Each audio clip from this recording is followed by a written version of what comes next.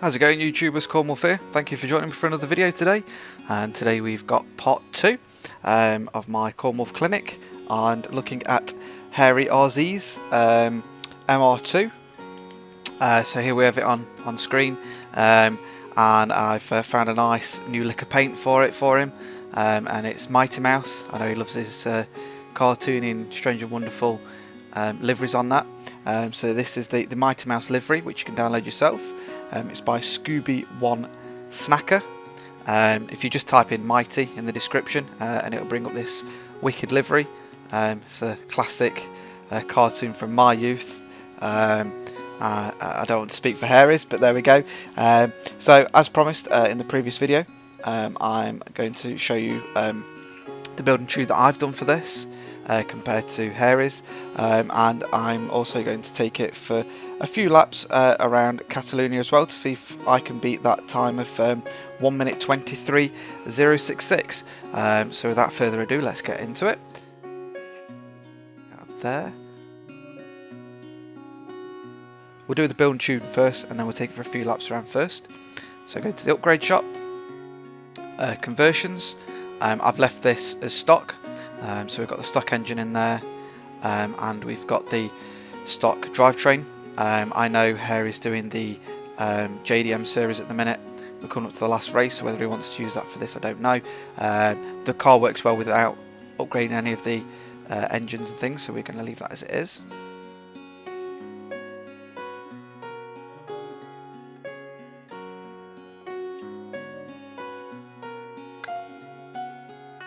Fuel system is stock. Ignition is race.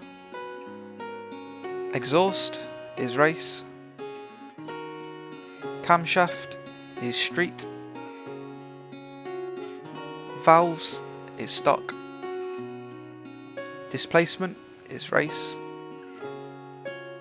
Pistons and compression is race. And the turbo is stock. Sorry, did I say race for that? Sorry, pistons and compression is stock. I just got into the flow of saying race then. So that is stock. Intercooler and oil and cooling will be stock as always, and the flywheel is stock in this case. So back out of there, go to platform and handling. Brakes, we've got race brakes, race springs and dampeners, race front anti-roll bars, race rear anti-roll bars, roll cages race, and the weight reduction is race. So everything race in platform and handling. Drivetrain, we've got the clutch as stock, the transmission as sport, driveline is stock, and differential is race. Tyres and rims, so the tyre compound we've got here is sport. The front tyre width is the second option up, which is the 225, so slightly fatter there, and the rear we've got 285, so plenty of grip in the rear. The rims we have got, so we've got the sport rims, and we've got the Super Turismo GT and the OZs. Rim size, we've left that stock at the front and stock at the rear. Finally, aero, we've got the front Forza bumper, the rear Forza wing. The rear bumper we haven't done anything with. It actually, although it takes you up a PI, it actually adds weight. So I don't quite understand that there. Looks like it might, the livery doesn't change too much. I think it actually suits the stock bumper there, so we're good with that. And the skirts, we've gone with the Bomex ones, which again works really well with this livery. There, so they're the Bomex. And what I'll do is I'll just quickly go into the engine. And if we have a look at the stats on the right, so after all the upgrades there, you should have a speed of 6.1, handling of 5.4, acceleration of 8.0, launch of 8.9, and braking of 5.7. should have 322 horsepower, torque of 288, weight of 2,301 pounds, and a front of 46%, and a displacement of 2.4 litres. So we're going to the tune.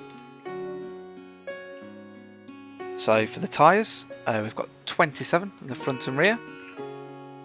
Gearing, because we've only got the sport transmission there, we can only change the final drive, and for this I've done 5.20. Alignment, for the camber for the front and rear, we've both got at -3.1. The toe for the front is 0.1, and the toe for the rear is -0.1, and the front caster is at 6 degrees.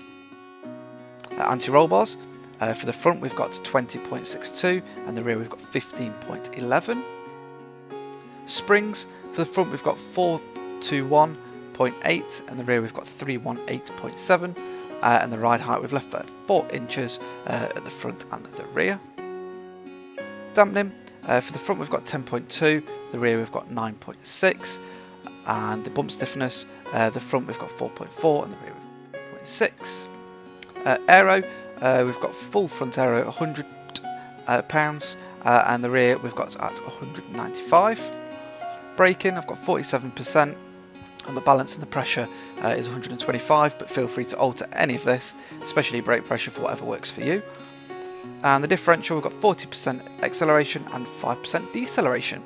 Just a quick look at a couple of the stats on the left. So after the tuning, they should have 0 to 60 in 4.222 seconds, and 0 to 100 in 9.831 seconds, and the top speed of 152.4 miles per hour. So what we're going to do is take this for a test drive. We did the other one on Catalonia National. We'll go back to that.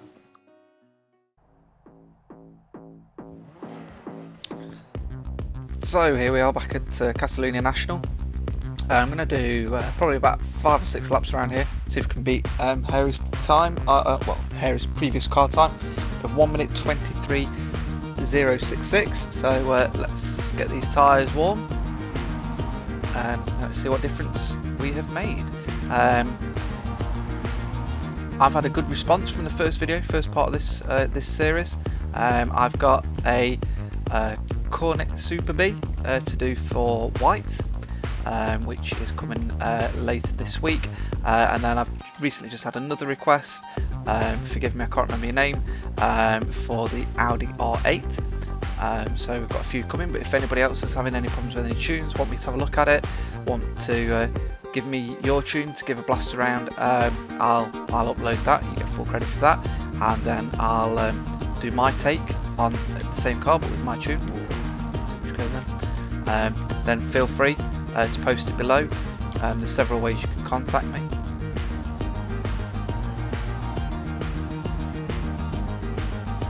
While we're just doing these laps, I've been playing quite a bit of Destiny recently. Really good game. I wasn't sure if it was overhyped, but it is really good. I'm quite into playing MMOs, so it suits me. It's really good. It's nice to get into some of the different missions, and they are quite diverse compared to what they were like in the beta, which is really good. I've been playing a bit of that. Looking forward to Eurogames, so check out my other videos. I've got that coming in just over a week's time. And just lots of awesome games coming out. We've got Grand Theft Auto 5, which is actually being released now on November the 15th, I think it was. So that should be awesome. I will be getting that at some point, I don't know when. We've got Forza Horizon 2 obviously, Project Cars, Shadows of Mordor, I'm quite interested in that. Lots and lots of games coming out, and a few sports fans. We've obviously got the NHL 15, NFL 15 and FIFA. Lots of re-rinsing of the franchises, but into those sports I can appreciate that the updates are worthy, I guess. We've got the 2K's new take on the WWE franchise. We've got WWE 2K15 coming out, which I'm really looking forward to, because THQ did a good job, but they really needed to step up the game. But I appreciate that towards the end it was more about survival than anything else. But now 2K have got their hands on that, and they're giving that such an awesome tweak to the series. It looks fantastic, so I'm really looking forward to that.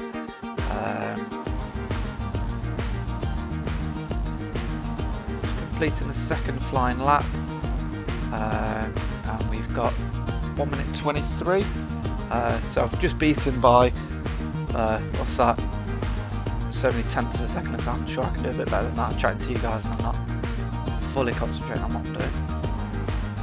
This MR2 is a very tricky car in a way to tune, because it's quite tail happy with it being a mid-engine and rear-wheel drive. It's been a bit of a challenge to tune, but I welcome a challenge. It's all good.